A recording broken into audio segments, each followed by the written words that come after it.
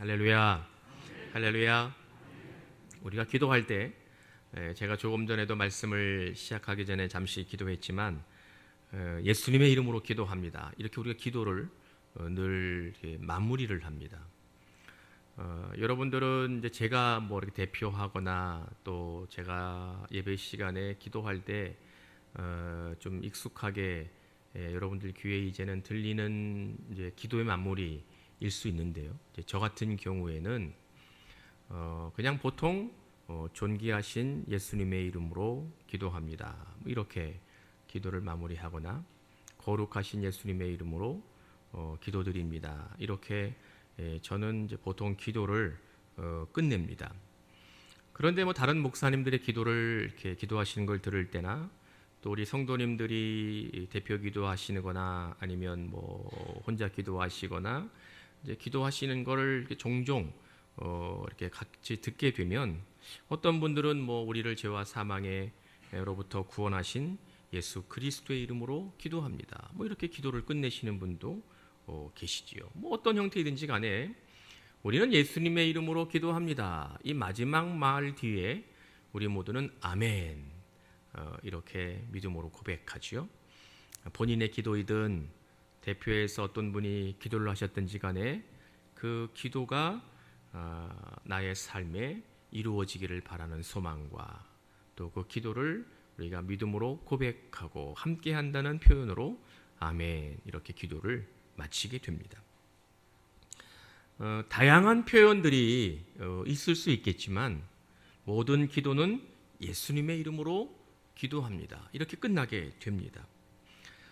좀 전에 말씀을 드렸던 것처럼 그 기도의 내용 또 간구, 소망 이 모든 것들이 결국은 예수님의 이름으로만 가능하며 예수님의 이름으로만 의미 있는 것이고 예수님의 이름으로만 성취된다는 것을 우리가 확신하기 때문에 또 믿음으로 고백하기 때문에 예수님의 이름으로 기도합니다.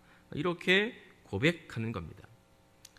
그러고 보면 이 예수님의 이름으로라는 이 짧은 문장도 아니죠. 이 어구는 굉장히 깊은 의도와 의미를 또 가지고 있다는 것을 우리가 발견할 수 있습니다. 도대체 왜 우리는 기도할 때마다 예수님의 이름으로 기도합니다 라고 이렇게 마치는 걸까요? 예수님의 이름이 어떤 것이기에 또 예수님의 이름이 어떠한 권능을 가지고 있기에 우리는 기도할 때마다 예수님의 이름으로 기도합니다 이렇게 고백을 하는 것일까요? 제가 지금까지 들었던 여러 이름들 중에 좀 신기하고 재미있게 느꼈던 생각했던 이름들이 있습니다. 물론 뭐 우리나라 사람들의 이름도 참 재미있다, 신기하다 이런 느낌을 받기도 했지만 또 우리 한국 사람들의 이름을 제가 거명하면 이게 또 의도치 않게 오해가 될 수 있어서 가만히 생각을 해보니까 제가 한 몇 년 전에도 설교 시간에 예화로 잠깐 한번 이야기했던 기억이 저도 문득 떠오릅니다만 그 예전에 나왔던 영화 늑대와 함께 춤을이라는 영화가 있었습니다. Dances with Wolves, 늑대와 함께 춤을 이런 영화가 있었죠. 이 영화 제목이기도 했지만 그거는 사람의 이름이기도 했습니다. 백인 군인이 늑대와 함께 막 이렇게 친밀한 관계를 형성하고 이렇게 노는 모습을 인디언들이 이렇게 멀리서 보고 그 백인 군인의 이름을 인디안식 이름으로 지은 거죠. 이건 실제로 영화에만 그렇게 사용된 것이 아니고 미국 원주민이었던 인디안들의 이름이 보통 이러한 형태를 가지고 있다고 합니다. 사실에 근거한 이름 짓기인 거죠. 인디안들이 그 사람을 모르니까 미국식 이름을 그 사람들이 모르니까 자기들 식으로 이름을 붙였습니다. 그 이름 붙인 게 뭐냐면 그 이름이 늑대와 함께 춤을 이제 그 백인 군인의 이름이 된 겁니다. 근데 저는 이제 그 영화에서 더 재미있게 느꼈던 의미심장하게 받아들였던 이름은 그 영화에 나오는 백인 여성이 하나 등장을 하는데 그 여성의 이름이 주먹쥐고 일어서라고 이게 이름이 붙어져 있습니다. 굉장히 저도 그 이름을 들으면서 처음엔 낯설기도 했지만 가만히 생각해 보면 그 이름이 가지고 있는 독특한 상징성이 있다는 걸 알게 됩니다. 우리가 보통 용기를 낼 때 주먹을 불끈 쥔다고 그러잖아요. 주먹을 불끈 쥐고 뭔가를 하려고 할 때, 뭔가를 시작할 때, 뭐 그러한 의미가 이 주목지고라는 말이 있는 거지요. 그 여인은 그 영화에서 설정이긴 하지만 어릴 때에 다른 아주 폭력적인 인디안에 의해서 죽임을 당하고 혼자 살아남게 됩니다. 그럼에도 불구하고 어릴 적에 부모를 여의었지만 용기를 잃지 않고 꿋꿋하게 살아가는 그 여인을 바라보았던 그 다른 인디언이 그 여인에게 이름을 지어준 거죠. 주먹쥐고 일어서. 영어를 모르니까. 그러니까 그 여인을 보면서 실패에도 또 고난에도 아픔과 상처가 있음에도 어릴 적에 부모가 이미 세상을 떠났음에도 불구하고 아주 꿋꿋하게 살아가는 그 여인의 모습을 보면서 주먹쥐고 일어서 뭐 그렇게 살려고 그랬던 그런 소망이 담겨있던, 그렇게 살기 때문에 그렇게 붙였던, 어떠하든지 간에 그 주먹쥐고 일어서라는 이름이 가지고 있는 독특한 상징성이 있다는 것을 알게 됩니다. 결국 이름은 그 사람의 정체성을 표현한다고 볼 수 있습니다. 이름은 조금 전에 말씀을 나누었던 것처럼 재미를 주기도 하고 또 이름 안에 어떠한 의미와 교훈을 담고자 하기도 하지만 신앙의 영역에서도 아주 이름은 또렷한 목적을 가지고 있다는 걸 알게 됩니다. 우리 개신교인들에게는 좀 낯설지만 이제 성당을 다니시는 로만 캐톨릭 이제 천주교 신자들은 성당에 다니기 시작해서 세례를 받으면 그 사람에게 이름이 주어지죠. 그걸 우리가 뭐라고 부르는지 아십니까? 세례명이라고 부릅니다. 그 세례명을 받는 거예요. 세례를 받고 나면 세례를 성경에 나오는 그 이름을 하나 따서 그 사람에게 세례명을 주지요. 예를 들어서 뭐 베드로, 요한, 안드레, 뭐 마리아, 뭐 이렇게 세례명을 이렇게 붙여 줍니다. 그 사람에게 세례명을 붙여주는 의도가 너무도 분명하죠. 이제는 더 이상 당신은 세례를 받고 죄와 사망으로부터 구원받아 예수 그리스도와 구원의 은혜를 누리고 사는 사람이기 때문에 세상 이름대로 사는 것이 아니고 그리스도인으로 성경에 나오는 위대한 신앙의 조상들과 같이 그렇게 살아라, 그런 의도를 갖고 세례명을 붙여주는 것 아니겠습니까? 저는 오늘 사도행전 시작 부분에서 예수께서 성령을 보내줄 것이라고 약속하신 것이 이루어지고 난 이후에 초대교회 공동체가 성령으로 충만함을 체험하고 나서 그 안에서 또 그들이 살고 있는 그들의 사회에서 예수님의 이름이 어떻게 쓰여졌는지를 오늘 이 시간 잠시 여러분들과 묵상하려고 합니다. 주께서 들려주시는 음성에 예수 그리스도의 이름이 우리 모두의 성도들의 삶의 자리에서 새로운 능력으로 경험되고 고백되시는 은혜의 시간이 될 수 있기를 주님의 이름으로 기원합니다. 할렐루야.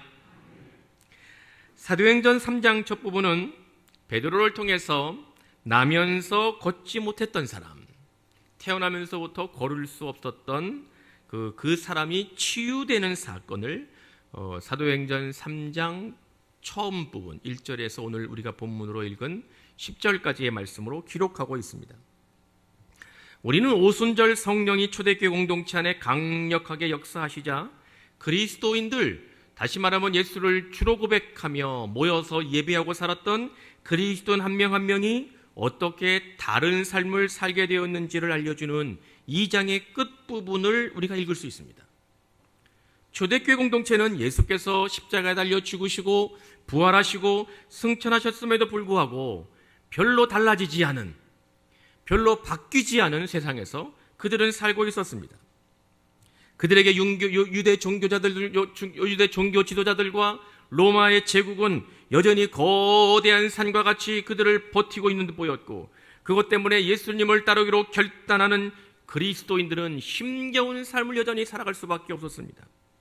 예수님을 그리스도라, 메시아라, 구주로 고백하는 것이 얼마나 큰 용기가 필요한지를 그들은 매일매일 겪고 있었습니다. 그럼에도 불구하고 예수님을 구주로 영접하고 그리스도로 고백한 신앙 공동체가 감내해야 되는 고난은 이루 말할 수 없는 것들이 그들에게 찾아오고 있었습니다. 초대교회 역사를 읽어보면 예수님을 믿었다는 그 자체 때문에, 예수님을 내가 구주로 고백했다는 그 이유 하나로 그들의 삶은 피폐해져가고 생명을 잃어버리는 사람들이 무지기수로 많았던 시절이었습니다. 예수 그리스도의 부활이 유대 사회에 아무런 영향을 주지 못한 것처럼 보여지는 세상이었습니다. 그리스도인들은 예수께서 십자가에 달려 죽으시고 부활하시고 승천하셨음에도 불구하고, 예수님을 구주로 고백했음에도 불구하고 여전히 숨죽인 채로 유대 종교 지도자들의 눈치를 보면서 하루하루를 살아갈 수밖에 없었습니다. 그런 그들에게 초대교회 공동체 위에 성령이 강하게 임하시게 되자 그리스도인들은 달라지기 시작했습니다. 세상은 아무것도 변한 것이 없었지만 그리스도인들은 이제 더 이상 어제의 그리스도인들이 아니었습니다. 이제부터는 세상을 다른 방식으로 살아야 되겠다고 그들은 느꼈습니다. 그런 결단하는 데 있어서 그들은 더 이상 두려워하지 않았습니다. 그들의 눈에 보이는 것은 이제는 오직 예수 그리스도였지, 외부의 세상이나 주변의 사람들이나 일상의 일들은 그렇게 중요하거나 귀하게 여겨지지 않게 되었습니다. 그렇기 때문에 초대교회 공동체는 모든 물건을 서로 통용하고 자신들의 재산과 소유를 팔아 함께 나누었고 기도와 찬양으로 기쁨의 날을 보내게 되었습니다. 할렐루야, 할렐루야. 이것이 바로 2장의 마지막 부분에 나오는 초대교회 공동체의 모습이었습니다. 다시 말하면 교회가 교회되는 놀라운 변화가 일어나기 시작했다는 겁니다. 그렇게 교회가 달라지고 초대교회가 새로운 체험을 통하여 교회가 개요되고 있음에도 불구하고 세상은 여전히 그대로였습니다. 그것을 사도행전의 저자였던 누가는 두 종류의 사람들을 통하여 이렇게 들려주고 있습니다. 성령을 체험한 베드로와 요한은 기도하기 위해서 성전으로 올라가고 있었다. 그렇게 오늘 본문에서 우리에게 보여줍니다. 그 당시 예루살렘 성전은 그리스도인이 하나님께 예배하기 위해 모이는 거룩한 장소가 아니었습니다. 초대교회 공동체가 예루살렘 성전에 모여 우리와 같이 예배하고 그렇게 기쁨의 날을 살고 있는 그러한 장소가 아니었습니다. 예루살렘 성전은 대제사장으로 대표되는 유대의 종교 지도자들, 바리새인들이라고 불리는 평신도 지도자들, 예수가 그리스도가 아니라고 강하게 부인하고 그를 십자가에 달려 죽이게 만들었던 자기 경건성에 사로잡혀 있었던 유대인들이 주인 행세하던 곳이 예루살렘 성전이었습니다. 그러니까 베드로와 요한이 기도하는 시간에 맞춰 태연하게 성전에 올라가는 것은 어찌 보면 상당히 위험스러운 일이기도 했고 큰 용기가 필요했던 결단이었습니다. 그럼에도요, 베드로와 요한은 당당하게, 자칫 그들도 예수님처럼 잡혀서 고초를 겪고 혹시 죽을 수도 있을런지 모르는데 오늘 본문을 읽어보면 성전에 올라갈세. 사도행전의 저자였던 누가는 성령으로 충만한 베드로와 요한의 믿음의 모습을 우리에게 이렇게 보여주고 있습니다. 반면 세상이 아무것도 변한 것이 없다는 것을 보여주고 있는 또 다른 부류의 한 사람이 오늘 본문 2절에 이렇게 기록되어 있습니다. 나면서 못 걷게 된 이를 사람들이 메고 오니 이는 성전에 들어가는 사람들에게 구걸하기 위하여 날마다 민문이라 하는 성전문에 두는 자라 알려주고 있습니다. 하나님의 아들로 이 땅에 예수께서 오시어서 십자가에 달려 죽으심으로 구원의 은혜가 그분이 십자가에 의해서 흘리신 보혈의 피로 말미암아 모든 사람들에게 구원의 은혜가 주어졌음에도 불구하고 그런 세계가 있는 조차도 눈치채지 못했던 것처럼 보이는 불쌍한 그 한 사람, 그 사람이 오늘 본문에 이제서야 베드로와 요한을 만나고 있습니다. 어제와 다를 바 없이 그날도 성전 미문에 앉아 구걸해야만 살아갈 수 있는 그 사람을 통해 온 우주가 완전히 달라져서 성령께서 주도하시는 영적 질서가 세워지고 있는 그러한 시절에도 그것을 일도 눈치채지 못했던, 조금도 깨닫지 못했던 수많은 사람들의 안타까움을 대표하는 성전 미문에 앉아 구걸하는 그 사람을 통해서 또 다른 세상이 여전히 그곳에 있었다는 것을 누가는 우리에게 보여주고 있는 겁니다. 사도행전 3장은 이 두 개의 세계가 어떻게 만났고 그 만남을 통하여 어떠한 역사가 일어났는지를 우리에게 보여주려는 의도를 담고 있다고 할 수 있습니다. 그저 세상에 익숙한 삶을 살고 있었던 성전 미문에 앉아 구걸하는 사람은 베드로에게 그가 한 번도 생각해보지 못했던 짐작조차 해보지 않았던 선물을 받게 됩니다. 그것은 바로 그 사람을 물질적으로 풍요롭게 만들고 더 이상 구걸하지 않고 살아도 되는 은과 금이 아니라 오늘 본문 6절에 내게 있는 이것을 내게 주노니, 할렐루야, 내게 있는 이것을 너에게 주노니, 누가가 들려주고 있는 예수님의 이름이었습니다. 여기에서 내게 있는 이것, 이 말이 의도하고 있는 원래의 의미는 어떤 어원을 가지고 쓰여진 말이냐면요, 지배하는, 제어하는 그런 의미를 가지고 있는 말입니다. 내게 있는 이것, 이게 무슨 말일까요? 베드로는 성전 미문에 앉아 구걸하고 있는, 그래서 하루하루를 구걸해서 얻어먹고 살아야 되는, 자신의 생명을 연명해야 되는 사람에게 베드로 자신을 완전하게 지배하시는 이름, 베드로의 인생을 완벽하게 통제하시는 이름, 베드로의 삶을 강권적으로 붙드셔서 그를 그리스도인으로 살게 하고 계시는 예수님의 이름을 그에게 전달해주고 있습니다. 들려주고 있습니다. 예수님의 이름을 들려주었습니다.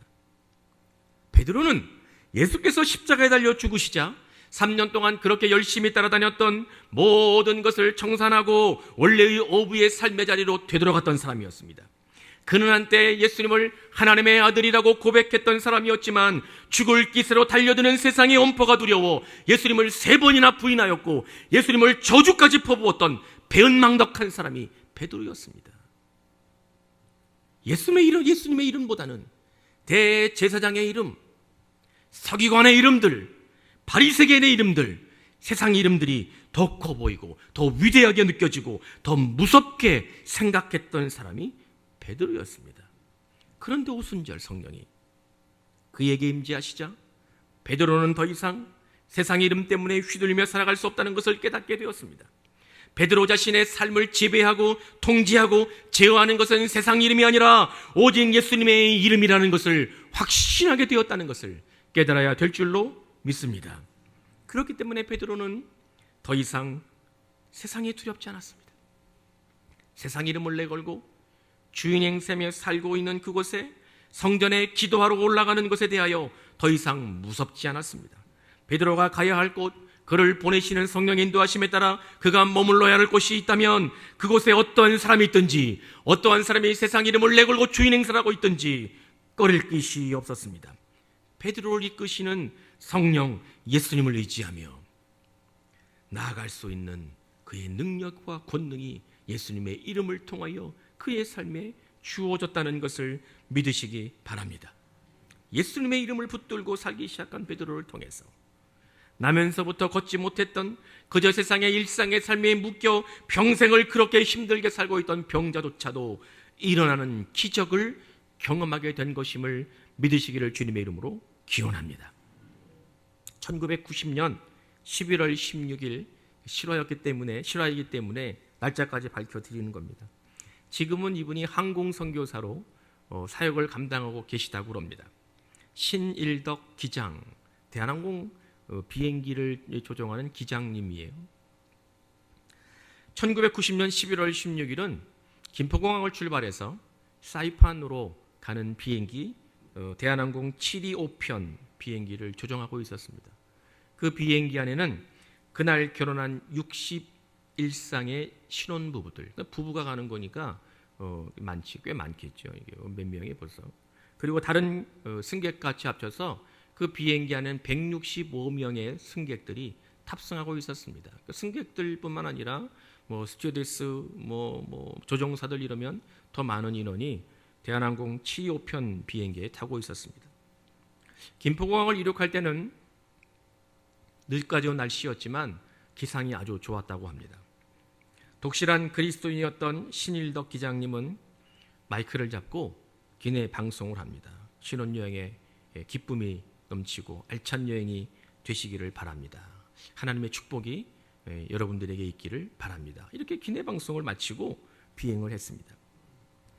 몇 시간 동안은 비행기가 순조롭게 날아가고 있었습니다. 그런데 이제 사이판에 가까이 이제 다가가게 되니까 이제 그 비행기를 이제 제어하는 통제하는 통제권이 하와이에 있는 관제탑으로 넘어가게 된다고 합니다. 거기에서부터 연락이 왔는데 사이판 기상이 너무 나빠서 천둥이 치고 장대비가 내리고 있다는 것을 연락을 받게 됩니다. 문제는 사이판 공항에 도착하기 15분 전에 이제는 착륙 준비를 이제 하기 위해서 여러 가지 준비를 하던 중에 비행기 바퀴를 내려야 되는 장치에 유압이 새었다는 것을, 새고 있다는 것을 늦게 발견하게 된 겁니다. 자동으로 비행기 바퀴가 내려가지 않는 거예요. 그런데 비행기 바퀴가 내려가야 착륙을 하는데 비행기 바퀴가 안 내려가니까 수동으로 이제 그걸 내릴 수밖에 없는 상황이 돼서 직원들 뭐 일하시는 분들이 가서 수동으로 내리려고 수십 번 해보는데 고장이 나가지고 비행기 바퀴가 내려가지 않는 겁니다. 관제탑에서는 이륙 장륙할 시간이 다가오고 있는데 대한항공 이 치료편으로부터는 아무런 연락이 없으니까 왜 연락을 안 하냐, 어떻게 된 거냐 이렇게 묻지 않았겠습니까? 거친 바람이 이제 부는 상황에서 연락을 주고받으면서 어쩔 수 없이 동체 착륙을 할 수밖에 없는 그러한 결론에 도달하게 된 겁니다. 바퀴 없이 그냥 몸통으로 비행기가 내려야 되니까 목숨을 거는 이제 일단 시행이 된 거죠. 신일덕 기장은 그 순간 어떻게 될지를 당황하다가 부기장에게 조종관을 넘기고 자리에 내려앉아서 무릎을 꿇고 예수님의 이름을 부르며 기도하기 시작했습니다. 게다가 그 순간 비행기 안은 벼락이 떨어져가지고 전기에 문제가 생겨서 비행기 안은 암흑으로 그냥 바뀌게 됐습니다. 비행기는 막 흔들리죠. 비행기는 캄캄해졌지. 안내방송으로 지금 위험한 순간이라고, 바퀴가 내려가지 않는다고 기내방송을 했지. 승객들은 울기 시작하고요, 소리를 지르기 시작했습니다. 신일덕 기장의 피를 말리는 기도가 계속됩니다. 주님 도와주옵소서. 예수님 우리와 함께 하시옵소서. 피를 말리는 예수님의 부름을 울부짖음에 가까운 기도가 지속되고 있었습니다. 어느 정도 시간이 흘렀을 때 신일덕 기장님은 자신의 몸이 그 자리에서 붕 뜨는 듯한 느낌과 환상 속에서 그에게 세미한 음성이 들리는 것을 경험했습니다. 두려워하지 말라. 내가 너와 함께함이라. 놀라지 말라. 나는 내 하나님이 됨이라. 내가 너를 굳세게 하리라. 참으로 내가 너를 도와주리라. 참으로 나의 의로운 손으로 너를 붙들리라. 아멘. 그 소리가 신일덕 기장님 머릿속에 들려오기 시작했습니다. 기도를 마치고 신일덕 기장님은 다시 함께한 기관사와 함께 유압장치를 한번 내려보자고 제안을 합니다. 아니 기장님, 수십 번 내려보려고 했는데 뭘 또 내려보려고 그러느냐, 그렇게 이야기했지만 우리 한 번만 더 내려보자고 그렇게 제안을 합니다. 그렇게 해서 유압장치를 고장난 그걸 수동으로 옮겼는데 그렇게 꼼짝하지 않았던 비행기 바퀴가 스르륵 내려가기 시작했습니다. 신일덕 기장님은 마이크를 잡고 하나님은 살아계십니다. 하나님은 역사하십니다. 여러분들 걱정하지 마십시오. 하나님이 우리의 비행기에 탑승하고 계십니다. 하나님이 우리를 구원하셨습니다. 그렇게 외치기 시작했습니다. 두려움에 떨고 있던 승객들은 박수를 치고 환호하며 살았다고, 감사하다고 그렇게 외치기 시작했습니다. 부기장은 독실한 불교 신자였다는데 그 일을 경험하고 난 이후에 예수님을 영접하고 교회를 다니는 그리스도인이 되었다고 합니다. 여러분들 실화입니다, 실화. 예수님의 이름은 우리 그리스도인들의 삶을 완전히 다스리시는 힘이십니다. 예수님의 이름은 우리의 생명이시고 주님의 이름은 우리의 친구이시며 예수님의 이름이 우리에게 소망이 되신다는 것을 깨닫는 은혜가 있기를 주님의 이름으로 기원합니다. 예수님의 이름으로 우리 사랑하는 성광의 성도님들이 이 힘겹고 어두운 세상에서도 승리와 기쁨 그리고 복을 누리실 수 있기를 주님의 이름으로 간절히 기원합니다. 예수의 이름으로 나는 일어서리라. 주가 주신 능력으로 나는 일어서리라. 원수가 날 향해 와도 무너지지 않으리.